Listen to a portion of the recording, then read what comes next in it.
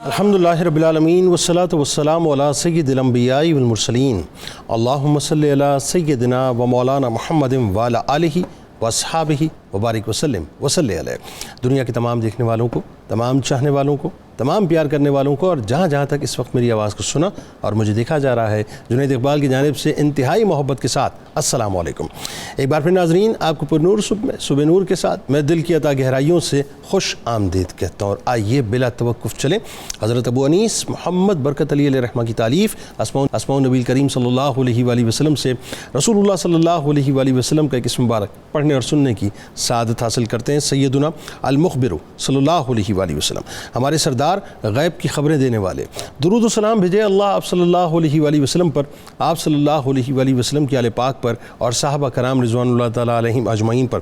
حضرت علی کرم اللہ وجہ الکریم سے روایت ہے کہ حضور نبی کریم صلی اللہ علیہ وآلہ وسلم سے قدسی بیان کرتے ہوئے ارشاد فرمایا کہ اللہ تعالیٰ ارشاد فرماتا ہے کہ جس شخص نے میرے کسی ولی سے دشمنی کی تو گویا اس نے مجھ سے جنگ کی۔ آج کی ہستی انتہائی شاندار ہستی ہے ناظرین، ہمارے ساتھ آپ نے ضرور جڑے رہنا ہے، کیونکہ چھٹی صدی ہجری میں سلسلہ سہروردیہ کے آسمان پر چمکتے دمکتے اس مہتاب کی بارگاہ میں انشاءاللہ حاضر ہوتے ہیں اور ان کا ذکر پاک کرتے ہیں اور ان کے ذکر پاک سے اپنے وجود کو مہکاتے ہیں، جو تاریخ اسلام کا انتہائی معتبر ترین نام ہے۔ دین اسلام کی تبلیغ کے سلسلے میں جن کا ویژن، جن کی سوچ، جن کی اپروچ اس قدر وسیع کہ آج 15ویں صدی ہجری میں بھی ناظرین وہ اپروچ ہمیں دور دور تک، میں دعوے سے بات عرض کر رہا ہوں، دور دور تک نظر نہیں آتی، یعنی جنہیں دنیا انتہائی ادب سے حضرت بہاؤالدین زکریا ملتانی رحمۃ اللہ علیہ کے نام سے یاد کرتی ہے۔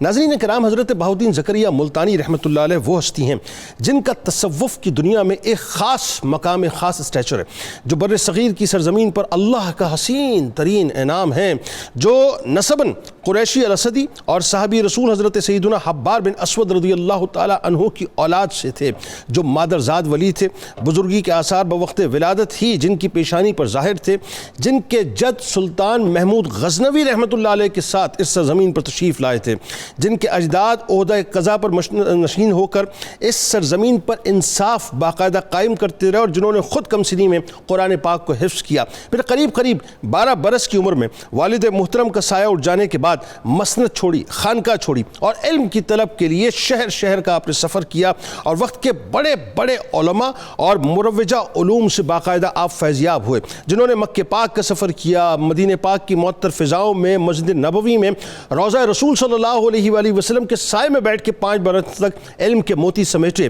یعنی رخصت کے وقت آپ رحمۃ اللہ علیہ کے چچا جان نے اپنے بھتیجے کو، یہ تاریخ کا ناظرین منظرنامہ ہے کہ اپنے بھتیجے کو گلے لگا کر یہی تو فرمایا تھا کہ سونے اور چاندی کے چند سکے تمہاری پہچان نہیں ہیں، تمہارا تخت مسند علم ہے اور تمہارا تاج دستار فضیلت ہے، اور یہی تمہاری شناخت ہے۔ اور ایسا ہی ہوا ناظرین، دنیا نے دیکھا کئی مرتبہ آپ جو ہے وہ حج کی سعادت سے فیضیاب ہوئے، یہاں تک کہ بیت المقدس میں کئی انبیاء کرام علیہ السلام کے مزارات پر آپ حاضر ہوئے۔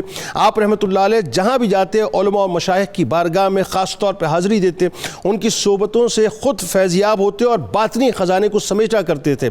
مگر چونکہ ناظرین آپ رحمۃ اللہ علیہ علوم و فنون کی تکمیل سے فارغ ہوئے تو دل میں ابھی ایک بے قراری، ایک بے چینی اور ایک بے کلی سی تھی، اور یہ قلبی اضطراب کسی زندہ دل طبیب یعنی مرشد کامل کی تلاش میں تھا، اور آپ رحمۃ اللہ علیہ کو اپنی ڈال تک، وہ ڈال ہوتی ہے نا جس ڈال سے ظاہر ہے مطلب پرندہ جو ہے وہ اپنا دانہ چگتا ہے، روحانی دنیا کی بات کر رہا ہوں، تو اس ڈال کی تلاش تھی۔ لہذا قدرت ناظرین آپ رحمۃ اللہ علیہ کو سلسلہ سہروردیہ کے مہتاب حضرت شہاب الدین عمر سہروردی رحمۃ اللہ علیہ کی بارگاہ میں پہنچا دیا، جہاں آپ کو دیکھتے ہی حضرت شیخ شہاب الدین سہروردی رحمۃ اللہ علیہ نے فرمایا کہ باز سفید آ گیا اور یہ میرے سلسلے کا آفتاب ہوگا، اور ایسا ہی ہوا ناظرین۔ آپ رحمۃ اللہ علیہ نے ادب سے گردن جھکا لی اور شیخ الشیوخ رحمۃ اللہ علیہ نے حلقہ ارادت میں داخل فرمایا، اور پھر چشم فلک نے دیکھا کہ جو بچہ 12 برس کی عمر میں طلب علم و طلب معرفت کی غرض سے نکلا تھا، وہ شیخ الاسلام حضرت بہاؤالدین زکریا ملتانی رحمۃ اللہ علیہ کی صورت میں مدینۃ الاولیاء ملتان شریف میں علماء اور صوفیاء کے دودھ کے پیالے پر گلاب کے پھول کی طرح جلوہ گر ہوئے۔ ناظرین کرام، حضرت شیخ بہاؤالدین زکریا ملتانی رحمۃ اللہ علیہ کی آمد سے مدینۃ الاولیاء ملتان شریف میں ایک عظیم روحانی اور علمی انقلاب بپا ہوا۔ آپ رحمۃ اللہ علیہ نے مدینۃ الاولیاء ملتان شریف میں سلسلہ سہروردیہ کا آغاز کیا۔ ملک کے گوشے گوشے سے آپ رحمۃ اللہ علیہ کی خدمت میں لوگ زیارت کے لیے باقاعدہ آیا کرتے تھے، آپ ان کو واعظ و نصیحت فرمایا کرتے تھے۔ آپ رحمۃ اللہ علیہ کی زبان میں اتنی تاثیر تھی کہ جو مسلمان آپ کو سنتا تھا ضرور برے کاموں کو چھوڑ کر تقوی اور زہد کو اختیار کر لیتا اور نیک اعمال کیا کرتا تھا۔ آپ رحمۃ اللہ اللہ علیہ کی کوششوں سے دیگر مذاہب کے ہزاروں لوگ دین اسلام سے مشرف ہوئے. تھوڑے ہی عرصے میں آپ رحمۃ اللہ علیہ کے مریدوں کی تعداد کاٹھیا واڑ، پنجاب، باب الاسلام سندھ اور دہلی تک پہنچ گئے. اور اس زمانے میں ناظرین 4 افراد کو جو 4 یار کہتے ہیں نا، وہ نیکسس تھا باقاعدہ، اس پہ جا کے میں آگے بات کروں گا. لاکھوں افراد نے ظاہر ہے آپ سے فیض و برکات پائے. آپ رحمۃ اللہ علیہ نے اب کمال کیا ہے، عظیم الشان جامعہ جو ہے وہ تعمیر کی، رفیع المنزلت خانقاہ تعمیر کی، وسیع و عریض لنگر خانہ تعمیر کیا، خوبصورت و عالی شان سرائیگاہ تعمیر کی، مساجد تعمیر کروائیں. یعنی حضرت بہاؤالدین زکریا رحمۃ اللہ علیہ نے ایجوکیشن پر بہت فوکس کیا، اور یہی وجہ تھی کہ آپ رحمۃ اللہ علیہ نے ایک ایسی بین الاقوامی یونیورسٹی کی بنیاد رکھی جسے ہم top of the line university کہیں تو غلط نہ ہوگا، کہ ٹاپ آف دا لائن اساتذہ کا آپ نے اس میں سلیکشن کیا، جن کے سارے اخراجات آپ رحمۃ اللہ علیہ خود اٹھاتے، جس میں دنیا بھر سے ہزاروں طلباء تشریف لاتے اور مروجہ دینی اور دنیاوی علوم کو حاصل کرتے. پھر اسی جامعہ سے باقاعدہ مبلغین کو تیار کیا جاتا اور انہیں وہاں کی زبان کے ساتھ ساتھ وہاں کی سماجیات، وہاں کی معاشرت، وہاں کے طور طریقے سکھا کر بھیجا جاتا، اور ایک تاجر کی حیثیت سے مختلف ملکوں میں بھیجا جاتا. پہلے وہ اپنی صداقت کا لوہا منواتے، اس کے بعد تبلیغ دین کا کام کرتے. یعنی جو تبلیغ دین کا میکانزم آپ نے قائم کیا صاحب، اس کی مثالوں میں نہیں ملتی. یوں سمجھ لیجئے کہ اگر میں کہوں تو غلط نہ ہوگا اور ارریلیونٹ بات نہ ہوگی کہ ایسٹ انڈیا کمپنی نے جو کچھ بھی برے صغیر کے اندر کیا ہے وہ اسی غرض سے تو آئے تھے مشنری بن کے. اس مشنری یوں کہہ لیجئے کہ ایجوکیشن کا تبلیغ کا جو کنسپٹ ہے وہ بنیادی طور پر حضرت بہاؤالدین زکریا ملتانی رحمۃ اللہ علیہ نے دیا. سب سے پہلے میرا خیال ہے جو ہمارے سننے اور دیکھنے والے ہیں ان کو شیخ الاسلام حضرت بہاؤالدین زکریا ملتانی رحمۃ اللہ علیہ کا جو ایک انڈیویجول اور خاص طور پر ان کا جو فیملی کا جو انٹروڈکشن ہے وہ کرائیں، اور آپ کے اجداد کی بر صغیر آمد کس طرح سے ہوئی یہ بتائیے. ظاہر ہے یہ تو ایک ڈیوائن سارا فیصلہ ہوتا ہے، قدرت کی بنت ہوتی ہے. ابتدائی تعلیم و تربیت کا کیا معاملہ تھا، بچپن کے کیا حالات تھے، آغاز کیجیے. سبحان اللہ. شیخ الاسلام حضرت بہاؤالدین ابو محمد زکریا سہروردی ملتانی رحمۃ اللہ تعالی علیہ، آپ بہاؤالدین کے نام سے بھی معروف ہیں اور بہاؤالحق کے نام سے بھی معروف ہیں. اچھا سبحان اللہ. اور حضرت شیخ الاسلام بہاؤالدین زکریا ملتانی رحمۃ اللہ تعالی علیہ یقیناً آپ کسی تعارف کے محتاج نہیں، اور ہم تو ان کی اور ان کے آباء و اجداد اور ان کے خاندان کی بارگاہ میں نذران عقیدت پیش کرنے کے لیے یہاں پر بیٹھے ہیں.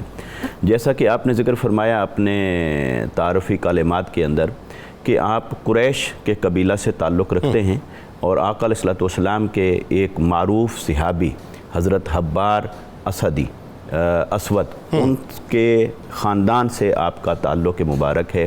اور گویا کہ عرب بھی ہوئے، قریش بھی ہوئے، اور پھر آپ قریش ہونے کے ناطے آپ کا جو سلسلہ نسب ہے وہ آقا علیہ الصلوۃ والسلام کے جد اعلیٰ حضرت قصی بن کلاب کے ساتھ جا کر مل جاتا ہے. سبحان اللہ. تو گویا آقا علیہ الصلوۃ والسلام کے ساتھ قریشی ہونے کی جو نسبت ہے، نسب مبارک کا جو ایک فیض ہے وہ بھی آپ کو حاصل ہوتا ہے. یعنی وہ فیضان اب برے صغیر لے کر آئے ہمارے لیے بات یہ. ہاں اچھا، پھر آپ برے صغیر کیسے تشریف لائے؟ اس میں ابن بطوطہ نے اپنے سفر نامے کے اندر لکھا ہے، بلکہ انہوں نے روایت بھی آپ ہی کے پوتے حضرت شاہ رکن عالم رحمۃ اللہ تعالی علیہ ان سے لی ہے. زیادہ پوتے آمنے سامنے آئے، دیکھیں کیا بات ہے. اور قریب، اور آپ فرماتے، آپ وہ کہتے ہیں کہ حضرت شاہ رکن عالم رحمۃ اللہ تعالی علیہ نے اپنے آباء و اجداد کے بارے میں یہ بات فرمائی کہ جب حجاج بن یوسف نے یہاں سندھ کے اندر محمد بن قاسم کو اور اسلام کے لشکر کو یہاں بھیجا تھا تو آپ کے آباء و اجداد بھی اسی لشکر کے ساتھ اس سرزمین ہند پر تشریف لائے تھے. پھر یہاں آنے کے بعد آپ کے جد اعلیٰ نے جو قیام فرمایا وہ خارزم کے اندر قیام فرمایا تھا، اور بہت عرصہ تک وہیں خارزم میں ہی آپ قیام پذیر رہے. لیکن جب محمود غزنوی پھر یہاں ہندوستان کے اندر آئے اسلام کا پیغام لے کر اور ایک اسلام کی شان و شوکت کے ساتھ وہ تشریف لائے، تو پھر جو آپ کے جد اعلیٰ تھے حضرت کمال الدین علی شاہ رحمۃ اللہ تعالی علیہ، تو وہ اس لشکر میں آپ کے ساتھ یہاں تشریف لائے ملتان، اور پھر ملتان کے اندر آپ نے قیام فرمایا. اور محمود غزنوی نے پھر آپ کو کروڑ، یہ لیا کا علاقہ ہے، کوٹ کروڑ، تو وہاں پر آپ کو قاضی مقرر فرمایا. تو اس اعتبار سے کروڑ کے اندر پھر آپ کے آباء و اجداد کا قیام ہوا. اس لیے حضرت شیخ الاسلام بہاؤالدین زکریا ملتانی رحمۃ اللہ تعالی علیہ کی جو جائے ولادت ہے وہ ضلع لیا کے اندر کروڑ میں یہ شہر ہے. یعنی آپ کے صدقے کروڑ میں کروڑوں رحمتیں پھر نازل ہوئی. کروڑوں رحمتیں. اور بلکہ یوں کہیے کہ آپ کے میں خاص طور پہ بھی جو آپ بات کر رہے تھے محمد بن قاسم علیہ رحمہ اور محمود غزنوی علیہ رحمہ کی، اٹ مینز ان کے جو اجداد ہیں ان کا قلبی میلان جو ہے مجاہدین کی طرف بہت تھا. اس کا مطلب یہ ہوا کہ ان لشکروں کے ساتھ موو کرنا یا ان مجاہدین کے ساتھ رہنا جو ہے یہ ایک بڑا قلبی میلان تھا اس کا مطلب. جی بالکل جنید بھائی، اور یہ بات کہ اسلام کی خدمت کے لیے، اعلاء کلمت اللہ کے لیے، اس کی ترویج اور اشاعت کے لیے یہ تمام چیزیں کبھی بھی تقسیم نہیں رہیں. جب ضرورت پیش آتی تھی تو اپنی جانوں کے نذرانے لے کر حاضر ہو جاتے تھے، اور جب ضرورت پیش آتی تھی تو اپنے مال اور اسباب سے خدمت کرتے تھے. ورنہ ایک راستہ تو موجود ہی تھا کہ علمی خدمت کی جائے اور روحانی خدمت کی جائے، تو وہ دونوں راستے ساتھ ساتھ موجود ہی رہے. تو آپ کے آباء و اجداد جب یہاں تشریف فرما ہوئے تو قضاء کا منصب پھر آپ کو ملا، اور جیسا کہ آپ نے خوبصورت لفظ استعمال فرمایا کہ انصاف بانٹتے رہے، گویا مخلوق کی جو خدمت کرتے رہے، اس میں جہاں ان کی تعلیم و تربیت تھی، جہاں ان کی معاونت تھی، وہاں ان معاشرتی عدل کو قائم کرنے کے لیے آپ کا اور آپ کے خانوادے کا ایک بہت بڑا کردار نظر آتا ہے. پھر آپ کے والد گرامی حضرت مولانا وجیہ الدین محمد غوث رحمۃ اللہ تعالی علیہ، وہ بہت بڑے عالم دین تھے اور قاضی کے منصب پر بھی فائز رہے، اور پھر دنیاوی اعتبار سے بھی اللہ رب العزت نے انہیں اتنی مال اور دولت سے نوازا تھا. اور آپ کا خاندان تجارت فرماتے تھے، اور اس تجارت کے مال کو دین کی تبلیغ کے لیے بھی استعمال کرتے، دین کے فروغ کے لیے بھی استعمال کرتے، غرباء کی خدمت کے لیے بھی استعمال فرماتے. تو آپ کے والد گرامی کا وصال ہو گیا، کم و بیش آپ کی عمر مبارک 12 سال تھی، یعنی آپ نے اپنے والد گرامی کے ساتھ 12 بہاریں دیکھیں، اور پھر آپ کا پردہ فرما لیا. ایک اور بات کی، آپ کے اجداد میں 3 جنریشنز جو ہیں وہ قاضی کے عہدے پہ رہیں. ہاں 3 جنریشنز یوں رہیں کہ حضرت کمال الدین علی شاہ رحمۃ اللہ تعالی علیہ، جن کو محمود غزنوی نے قاضی کے منصب پر مقرر فرمایا، پھر ان کے بعد ان کے جو صاحبزادے ہوئے شیخ جلال الدین، پھر وہ قاضی کے منصب پر فائز رہے. پھر ان کے پوتے شیخ ابو بکر قاضی رحمۃ اللہ تعالی علیہ، پھر وہ اس منصب پر فائز ہوئے، پھر حتیٰ کہ آپ کے والد گرامی.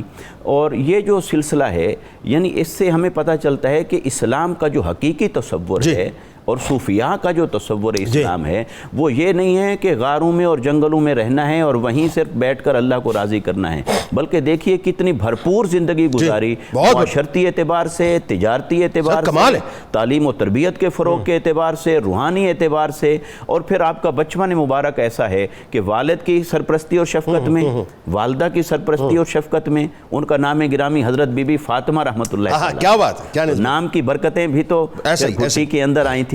اور پھر آپ کے والد گرامی کے وصال کے بعد آپ کے جو چچا تھے حضرت شیخ احمد غوث رحمۃ اللہ تعالی علیہ، پھر انہوں نے آپ کی تربیت فرمائی، حتیٰ کہ پھر حصول علم کے لیے جب آپ کا شوق اس سے آگے بڑھا تو چچا سے اجازت لے کر پھر آپ عازم سفر. اچھا، اب یہ جو ابتدائی سارا ایک آپ کا بڑا کمال آپ نے تعارف پیش کیا، یعنی اتنی رچی بسی ہوئی زندگی اور اتنا یوں کہیے کہ اپنا زندگی گزارنے کا اتنا رچا بسا ہوا انداز کہ کون سی جہت ہے کہ جس پر آپ کے اجداد جو ہیں کام کرتے ہوئے نظر نہ آئے؟ مجاہدین کے ساتھ، لشکر مجاہدین کے ساتھ جو ہے ٹریولنگ کی، قاضی القضاء کے عہدے پر جو ہے جنریشنز آپ کی جو باقاعدہ فائز رہیں، مسند علم پہ آپ کی مطلب جو ہے اپنا اجداد فائز رہے، خود آپ جو ہے مطلب پھر آگے جا کے ہم بات کرتے ہیں. اور پھر زہد و تقوی، عبادات، یعنی جسے کہیے کہ ایک مسلمان کی بڑی بھرپور جو لائف ہوتی ہے ہر ڈائمنشن کے اعتبار سے، وہ بڑی فلفل نظر آتی ہے. شیخ الاسلام، ظاہر اب چونکہ وہ ٹائٹل آپ کا یہ تو اسی اعتبار سے آگے بات کرتے ہیں. آپ کے چچا نے پریڈکٹ کیا تھا کہ آپ سونے اور چاندی کے لیے نہیں ہیں، مسند علم کے لیے، اور وہ ہوا کہ علم کے حصول کے لیے پھر آپ نے باقاعدہ اسفار شروع کیے، اور یہ بھی ظاہر صوفیہ کا ایک طریقہ ہے. اس پہ ذرا آپ گفتگو کیجیے. پھر وہی بات ہے کہ جس ڈال کا پرندہ اس شاخ پہ پہنچنا ضروری ہے. تو شیخ شہاب الدین سہروردی رحمۃ اللہ علیہ سے بیعت کا سلسلہ، اور پھر اگین وہی بات ہے ملتان واپسی آ کے اس مشن کو کنٹینیو کرنا. بتائیے ذرا. بسم اللہ الرحمن الرحیم. جناب صاحب بہت شکریہ. حضرت شہاب الدین حضرت بہاؤالدین زکریا ملتانی کی شخصیت جنید صاحب اتنی جامع ہے کہ آپ کی شخصیت کو جب آپ دیکھتے ہیں تو یہ بات بالکل کھل کے سامنے آ جاتی ہے کہ تصوف علم کے بغیر ناممکن ہے. واہ واہ. اور علم جس شان کے ساتھ حضرت بہاؤالدین زکریا کی شخصیت میں ہے، اور جس طرح آپ نے علم کو استعمال کیا، اور جس طرح آپ کی شخصیت سے علم امٹ کے باہر آتا ہے. آپ اس سے اندازہ کریں کہ جب آپ ملتان تشریف لائے تھے تو یہاں کے مشائخ نے کہا یہاں تو پہلی ملتان مشائخ سے بھرا ہوا ہے، تو انہوں نے دودھ کا ایک پیالہ آپ کی خدمت میں دے دیا. اب آپ کا علم کیا تھا، آپ آپ کا فہم کیا تھا اور اس کو رسپونڈ کرنے کا انداز کیا تھا. آپ نے جب دیکھا تو آپ سمجھ گئے کیا کہنا چاہ رہے ہیں. ہاں کہ بھرا یہ تو لبا لب بھرا ہوا ہے, اس میں جگہ نہیں ہے, جگہ نہیں. آپ نے گلاب کا پھول رکھ کے واپس بھیج دیا کہ میں اس میں تاج کی طرح ہوں, میں اس میں پھول کی طرح رہوں گا جس نے نہ دودھ کو ڈسٹرب کیا ہے نہ اس پہ بوجھ بنا ہے. واہ واہ واہ واہ, بلکہ دودھ وہی ہے اور اس پھول کی خوشبو سب طرف پھیل گئی ہے. واہ واہ, اور کیا آج تک اچھی پھیلی بات, ہوئی ہے, کیا اچھی بات, آج تک پھیلی ہوئی ہے اور پھیلتی چلی جا رہی ہے. کیا اچھی بات. یہ جو آپ کا ریسپانس تھا یہ علم کے بغیر ناممکن تھا. واہ. تو اس سے اندازہ کریں کہ حضرت بہاؤالدین زکریا ملتانی علیہ الرحمہ نے علم کتنا حاصل کیا, اس علم کو کتنا جذب کیا اور پھر اس کو کس طرح بڑھتا, کس طرح استعمال کیا. جب بچپن سے ہم دیکھتے ہیں تو جیسے ہمارے ہاں روایت رہی ہے کہ علم کا آغاز ہوتا ہے قرآن مجید سے, اور قرآن مجید حفظ کروایا جاتا ہے. آپ کو قرات سبا کے ساتھ قرآن مجید حفظ آپ نے کیا بچپن میں, اچھی بات ہے, بچپن میں. اس کے بعد جیسے مفتی صاحب نے ارشاد فرمایا آپ اپنے چچا جان سے اجازت لے کے نکلے علم کے حصول کے لیے, تو اس زمانے کے جتنے بڑے علمی مراکز تھے اور جتنی بڑی درسگاہیں تھیں آپ وہاں تک گئے. آپ سنٹرل ایشیا گئے, آپ سب کانٹیننٹ میں گئے, آپ عالم عرب میں گئے, آپ مصر گئے, بیت المقدس گئے, حرمین شریفین گئے, حتیٰ کہ جب مدینہ پاک گئے تو حضرت کمال الدین یمنی بہت بڑی اتھارٹی تھے علم حدیث کے اس وقت, ان کے پاس آپ نے 5 سال تک رہ کر علم حدیث حاصل کیا. اور اس شان کے ساتھ حاصل کیا کہ جب حضرت کمال الدین یمنی جاتے حج کے لیے تو آپ بھی ان کے ہم رکاب ہوتے, ان کی خدمت کے طور پر, ان کے ایک سعادت مند شاگرد کے طور پر ان کے ساتھ حج بھی آپ نے 5 حج کیے. فارغ ہونے کے بعد پھر آپ بیت المقدس تشریف لے گئے, وہاں انبیاء کرام کی مزارات کی زیارات کی. جب علم سارا حاصل کر لیا, لیکن اس میں قطع کلام کے درمیان میں مسجد نبوی کا بھی تو ایک فیز ہے, مسجد نبوی وہاں بھی تو رہا. یہی میں عرض کر رہا ہوں کہ حضرت کمال الدین یمنی کے ساتھ جو وقت گزرا وہ مسجد نبوی میں گزرا, مسجد نبوی میں گزرا, مسجد نبوی میں گزرا. وہیں پر ہی انہوں نے مدینہ پاک کے اندر یہیں سے آج کے لیے 5 سال جاتے رہے. اور آپ کے تذکروں میں ملتا ہے کہ آپ نے 400 سے زائد علماء سے اپنے وقت کی جو اتھارٹیز تھیں مختلف علوم کی, ان سے کسب فیض کیا. اچھا جنید صاحب دیکھیں, ہمیں یہ عجیب مثال ملتی ہے اس زمانے کے خود داتا حضور کو دیکھیں کہ ان کے مشاہد میں سینکڑوں لوگ ہیں, ان کے ساتھ میں سینکڑوں لوگ ہیں. یہ نہیں کہ اس زمانے جاؤں نے علم کی خوشبو وہاں پہنچ گئے. واہ. جب بیت المقدس سے نکلے تو اب آپ بیت المقدس میں انبیاء کرام کی جو زیارات بھی تھی, ان کی زیارت بھی کی, اور جو وہاں اہل علم تھے ان سے ملاقات تلمس بھی کیا. اچھا اس کے بعد اب آپ نے جب دیکھا میں نے علم ظاہر حاصل کر لیا ہے تو اب علم باطن کی طرف آپ کی توجہ ہے. اب آپ کے اندر ایک جو روحانی بے قراری تھی, روحانی تشنگی تھی, اس کا سامان کرنے کے لیے, اس کی سرابی کے لیے اب آپ نے جو روحانی دنیا کے بڑے لوگ تھے ان کی طرف رجوع کیا. یعنی پہلے بیسک یہ کہ ظاہری علم حاصل کرنا ہے, اس کو کمپلیٹ کرنا ہے, اب باطنی دنیا کی طرف جانا. اس کے بغیر ممکن نہیں ہے. ورنہ اگر آپ کے پاس ظاہری علم نہیں ہے تو آپ باطنی علم ہوتے ہوئے بھی اسے اس طرح استعمال نہیں کر سکیں گے جس طرح بہاؤالدین زکریا ملتانی نے استعمال کیا. سبحان اللہ. جب آپ پھر بغداد شریف گئے تو صاحب عوارف المعارف حضرت شہاب الدین سروردی کی بارگاہ میں آپ حاضر ہوئے. اب آپ دیکھیں شیخ کی بھی کیا شان ہے. عوارف المعارف کو امہات الکتب جو ہیں تصوف کی ان میں شامل کیا, بالکل ایسے, اور تصوف کی ان درسی کتب میں, ان بنیادی 5 کتابوں میں اس کتاب کو سمجھا جاتا ہے جس کے بغیر آپ تصوف کا نہ ڈکشن سمجھ سکتے ہیں, نہ تصوف کا کریکلم سمجھ سکتے ہیں, نہ تصوف کا جو نیریٹیو ہے اس کو انڈرسٹینڈ کر سکتے ہیں. مطلب وہ سلیبس ہے بنیادی طور پر, بنیادی سلیبس ہے, بنیادی سمجھے کہ ایک کوڈ ہے, کوڈ آف کنڈکٹ ہے تصوف کا, جیسا کشف المحجوب ہے یا فتح ربانی ہے, اس طرح کی یہ کتاب ہے. یعنی اگر اپنے تصوف کے الگوریدم کو سمجھنا ہے تو ان میں جن جو بنیادی کتابیں ان میں عوارف المعارف, اور ہمارے مشائخ سبکن پڑھاتے رہے ہیں اپنے حلقہ خانقاہ میں, اور اپنے مریدوں کو سبکن پڑھاتے رہے. اچھا جب آپ پہنچے تو ایسے لگتا ہے کہ حضرت شہاب الدین سروردی کو بھی آپ کا انتظار تھا. جیسے انہوں نے دیکھا تو انہوں نے کہا شہباز ابیض آ گیا. واہ, باز سفید آ گیا. ایک تو شہباز ویسے ہی نایاب ہے, اور سفید شہباز تو اس سے بڑھ کے نایاب ہوتا ہے, اس سے بڑھ کے نایاب ہوتا ہے. یعنی کہ اسی لیے علامہ نے بھی کہا ہے کہ میں شاہین کافوری ہوں, میں عام آدمی کے ہاتھ کیسے آ سکتا ہوں. واہ. جو سفید شہباز ہے وہ بادشاہوں کے پاس ہوتا ہے. واہ. تو حضرت شہاب الدین سروردی نے فرمایا کہ باز ابیض شہباز سفید جو ہے وہ آج میرے پاس آ گیا. انہوں نے آپ کی تربیت کی. جب آپ خانقاہ میں گئے, اب آپ دیکھیں کس طرح سے اللہ رب العزت کی عطاؤں کا عالم تھا آپ کے اوپر, کیا منظر تھا کہ آپ نے خواب میں دیکھا کہ آپ وسلم کی بارگاہ میں حضرت بہاؤالدین زکریا حاضر ہو رہے ہیں, اور آپ کے شیخ محترم حضرت شہاب الدین سروردی دستبستہ وہاں کھڑے ہیں, اور وہاں پہ آپ صلی اللہ علیہ وسلم نے حکم فرمایا حضرت شہاب الدین سروردی کو کہ یہ خرقے 2 لے لو, ایک آپ لے لو اور ایک بہاؤالدین زکریا کو. واہ سبحان اللہ. صبح جب آپ کی بارگاہ میں حاضر ہوئے تو وہی منظر دیکھا اور آپ کے شیخ محترم نے آپ کو وہ خرقہ عطا کیا, پہنایا ان تعلیمات کے ساتھ, ذات کے ساتھ, جو پھر بعد میں آپ نے خلق خدا میں تقسیم بہت مختصر وقت میں, بہت لمبا چوڑا وقت نہیں تھا, بہت مختصر وقت میں یوں کہیے کہ آپ اس پروسیس سے, اس بھٹی سے گزر کے جو ہے ریفائن ہو کے کندن کی طرح اب آپ وہ, مطلب میرا تو اپنا بڑا فرم بلیو ہے اور یقین مطلب ہم سب کا یہ بلیو ہے کہ یہ سارا ایک روڈ میپ ہے جو قدرت طے کرتی ہے اور اس پر پھر بندے کو چلاتی ہے. کام وہی بات ہے, عموماً میں کہتا ہوں پیدائش کہاں پہ ہوئی, تعلیم کا حصول کس زمین پہ کیا, اور پھر ان کی فکسیشن جو ہے اس مشن کے لیے وہ کہاں ہو رہی ہے, اور پردہ پھر کہاں فرما رہے ہیں, تو یہ سب اللہ کا نظام ہے. اچھا اب آپ ظاہر لوٹ کے آ جاتے ہیں اور اس کے بعد پھر آپ کا شادی کا سلسلہ, دیگر معاملات, اب آپ نے ٹیک اپ کر لیا وہ کاروبار بھی سارا جو آپ کا فور فادرز کا تھا, اور اس کے بعد آپ نے باقاعدہ دین اسلام کے مشن کا کام شروع کیا. خاص طور پر میں چاہتا ہوں جو آپ نے پہلی بین الاقوامی رہائشی جامعہ کا جو تصور دیا بر صغیر کی سرزمین کے اوپر, اس کے بارے میں بتائیے. اور یہ انیشیٹو آپ کا تھا, اس کے بعد ظاہر ہے پھر اس کو ٹو کیا لوگوں نے. طرز تعلیم آپ کا کیا تھا, یہ بڑی امپورٹنٹ بات ہے. اور جو ویژن تھا وہ ویژن ایسا کمال ہے صاحب کہ میں نے ایک جملہ بھی ابتدا میں کہا نا کہ وہ ویژن آج تک مجھے نظر نہیں آتا جو ویژن آپ کا تھا. بتائیے ذرا. بسم اللہ الرحمن الرحیم والصلاة والسلام علی سید الانبیاء والمرسلین. جنید بھائی, حضرت بہاؤالدین زکریا ملتانی رحمۃ اللہ تعالیٰ علیہ اس شخصیت کا نام ہے جو روحانیت کا وہ آفتاب عالم تاب ہے کہ جو جنوبی پنجاب کے افق سے طلوع ہوئے اور اپنی ضیاء سے پوری دنیا کو منور کیا. واہ. اور نصف صدی سے زائد عرصہ کے اندر اس خطے میں بسنے والے جو تند مزاج اور سچکش کفار تھے, نہ ان کو صرف دائرہ اسلام میں داخل کیا بلکہ مسلمانوں کو اقلیت سے اکثریت میں بدلا. اور اس کے ساتھ دوسرا جو آپ کا کارنامہ تھا کہ آپ نے غزنی کے مجاہدوں کے خلاف جو خون آشام تلواریں اٹھتی تھی ان کو اسلام کے دفاع میں اٹھایا اور ان کو دائرہ اسلام میں داخل کر کے ان کو اسلام کا محافظ بنایا.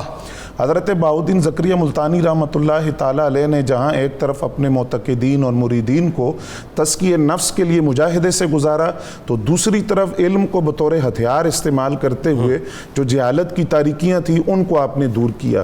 جب آپ ملتان آئے تو یہاں پہ آپ نے ایک ادارے کی بنیاد رکھی جس کو مدرسہ بہائیہ کہا جاتا تھا, جو بعد میں ایک بین الاقوامی یونیورسٹی کی شکل اختیار کر گیا, جہاں پر اقامتی طلباء بھی تھے اور رہائشی طلباء بھی تھے.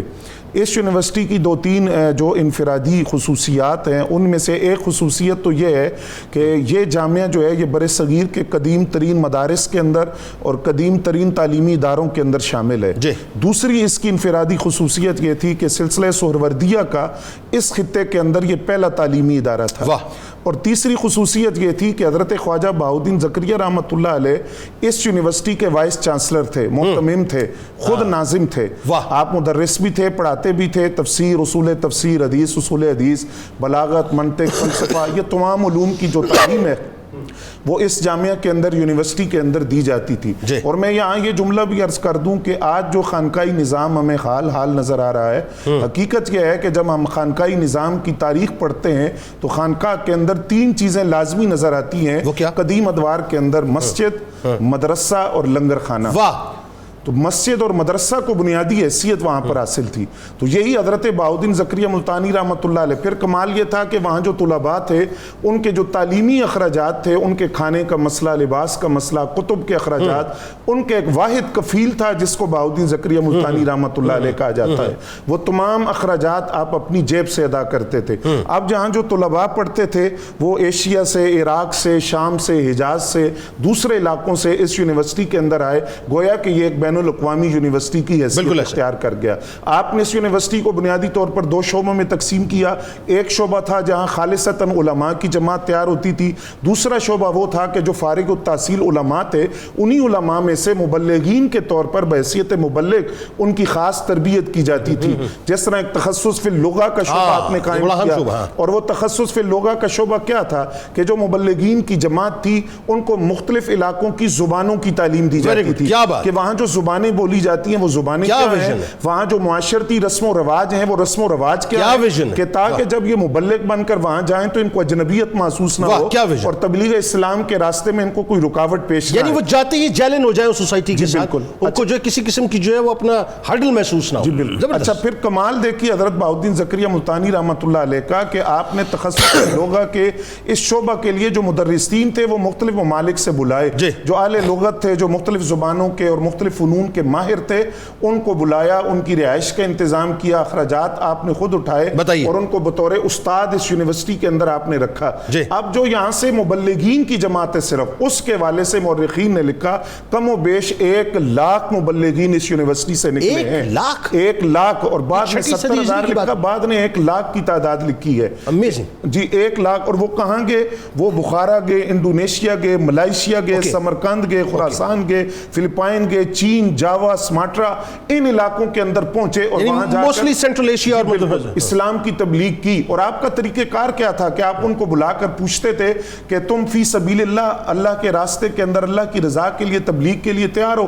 وہ تیار ہوتے تو آپ ان کو کچھ رقم دیتے کہ یہ سامان تجارت خرید لو, وہاں جا کر اسلامی اصولوں کی بنیاد پر تجارت کرو, امانتداری کے ساتھ, دیانتداری کے ساتھ, کم نرخ پر, کم قیمت پر یہ سامان بیچو, جب لوگ اسلام کے قریب آ جائیں تو پھر ان کو اسلام کی دعوت دو. اسی کے ساتھ اس یونیورسٹی کے کتب خانہ تھا جس کی دور دراز شہرت تھی اور بہت دور سے لوگ جو تھے وہ اپنی علمی تشنگی کے لیے, علمی پیاس بجھانے کے لیے اس کتب خانے کی طرف وہ راستہ دیکھتے تھے. تو میں آخری بات یہ عرض کر دوں کہ جو بہاؤالدین زکریا یونیورسٹی ہے اس کی اصل اور بنیاد یہ تھی جو بہاؤالدین زکریا رحمۃ اللہ علیہ نے. واہ سبحان اللہ. آپ یہ دیکھیے, بڑی جو میں خاص بات اس میں عرض کروں اور میں چاہتا ہوں کہ اس پہ آپ ذرا سا کامنٹ کیجئے کہ ڈائیورسٹی آپ کی شخصیت کے اندر کتنی تھی. آپ یہ دیکھیے اور ہر شعبے پہ آپ کی نگاہ تھی. یعنی صرف ایسا نہیں ہے کہ اگر تجارت کی تو تجارت ہی کی, یا علم حاصل کیا تو علم ہی حاصل کیا, یا اگر تعلیم پہ کام کیا تو صرف تعلیم پہ کیا.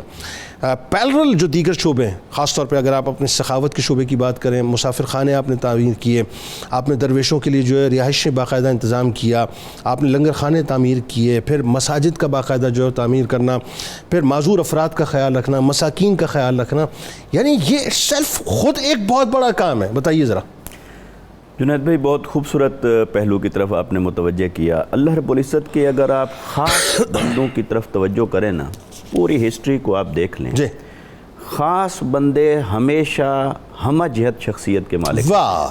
ان کی شخصیت کے صرف 1 2 یا چند گوشے نہیں ہوتے, بلکہ وہ زندگی کے بہت سارے پہلو رکھتے ہیں, بہت سارے گوشوں پر ان کی خدمات ہوتی ہیں اور بہت ساری صلاحیتوں کے جامع ہوتے ہیں. یعنی ایک ہی وقت میں ملٹی ٹاسکنگ کرتے ہیں بنیادی طور پہ. آج بڑی ٹرم یہ یوز ہوتی ہے نا آئی ٹی کی شعبے, ملٹی ٹاسکنگ انسان, ملٹی ٹاسکنگ وہ کرتے تھے بنیادی طور پر. اور دیکھیے کہ ایسا کیوں نہ ہو کہ یہ وہ ہستیاں ہوتی ہیں کہ صبغۃ اللہ ومن احسن من اللہ صبغۃ, ان پر اللہ کا رنگ چڑھا ہوتا ہے. اور اللہ کی شان یہ ہے کہ وہ اپنی صفات میں سے تھوڑا تھوڑا فیض, برکت, اس کی جھلک اپنے بندوں کے اندر رکھتا ہے اور اسی کے ذریعے سے اظہار فرماتا ہے. کیا بات. تو اس کی کامل تصویر تو آقا علیہ السلام کی ذات, یقیناً, مگر آقا علیہ السلام کی ذات کے بعد پھر آپ کی امت میں بہت ساری ہستیاں صحابہ کرام میں سے, اہل بیت اطہار میں سے, اور ان کے بعد حضور کی امت میں سے ایسے اولیاء اور صالحین ہوئے جن کی شخصیت ہمیشہ ہمہ جہت رہی, علم کے اعتبار سے, عمل کے اعتبار سے, معاشرت کے اعتبار سے,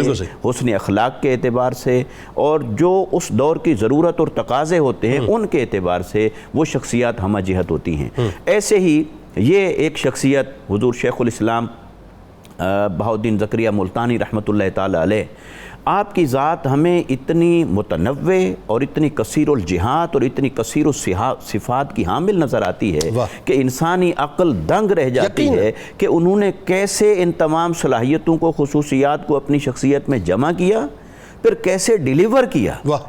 تو ان تمام کو دیکھیں تو آپ کی شخصیت کا ایک پہلو جو انسانی زندگی کے اندر ہمیں نمایاں نظر آتا ہے وہ ہے کہ غریبوں کا خیال رکھنا, خدمت کرنا, خدمت خلق کا پہلو, اور ان کو کھانا کھلانا, ان کی ضروریات کی کفالت کرنا. جیسے حضرت نے بڑی خوبصورت بات کی تھی کہ اگر آپ دیکھیں تو اللہ والوں کی مسجد یہ بھی ضروری ہے، مدرسہ وہ ایجوکیشن کا سورس ہے، وہ بھی ہے، اور ساتھ لنگر۔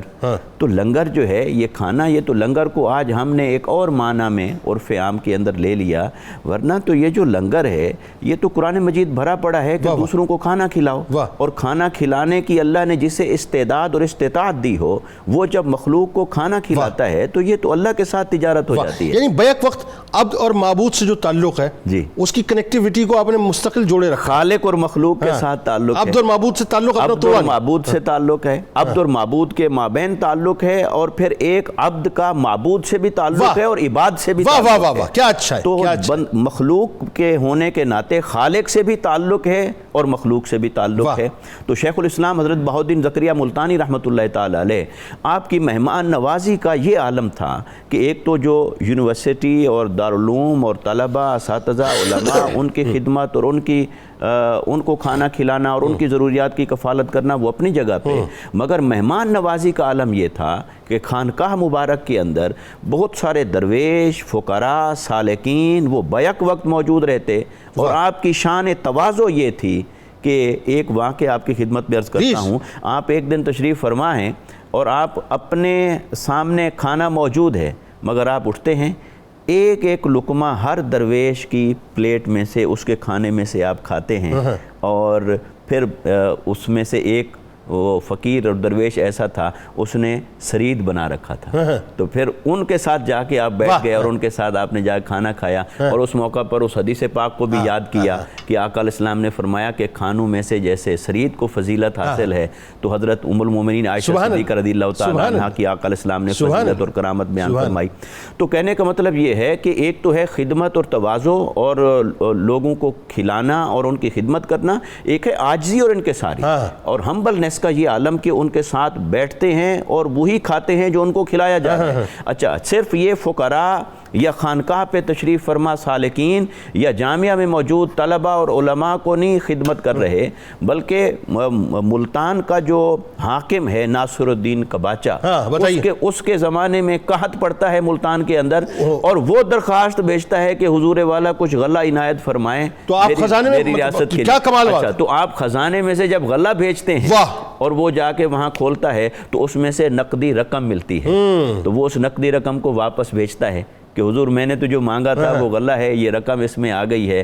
تو آپ نے فرمایا نہیں، یہ بھی میرے علم میں تھی کہ یہ اس میں موجود ہے، مگر ہماری شان کے خلاف تھا کہ آپ نے غلہ مانگا اور اس میں جو کچھ رکھا ہے میں وہ نکال لوں۔ یعنی دوسرے لفظوں میں کمزور حکومت کو اب مالی طور پہ سپورٹ بھی کیا کرتے تھے، یہ کیسی کمال بھائی، یعنی فائنینشلی آپ کتنے اسٹرانگ تھے اس زمانے؟ کتنے اسٹرانگ تھے، اور آپ کی یعنی آپ وجاہت کا ایسے اندازہ لگائیے کہ فقراء اور عوام بھی آپ کے بارگاہ سے فیض یاب ہو رہے ہیں، اور جو حکمران ہیں وہ بھی آپ کے دستے نگر ہیں۔ بہت شکریہ آپ تینوں احباب کا تشریف لائے، حضرت بہاؤالدین زکریا ملتانی رحمۃ اللہ علیہ کا ذکر پاک صاحب، اور اس دعا کے ساتھ تیقن کے ساتھ کہ کل بروز محشر اللہ تبارک و تعالیٰ آپ کی نظر کرم ہم تمام ذکر کرنے والوں اور سننے والوں کو عطا فرما دے۔ کتاب الشفا بے روزگاری کا خاتمہ، نماز عشاء کے بعد 2 رکعت نفل ادا کریں، 11 بار درود ابراہیمی اور اس کے بعد 41 بار سورہ فاتحہ پڑھ کے دعا مانگیں۔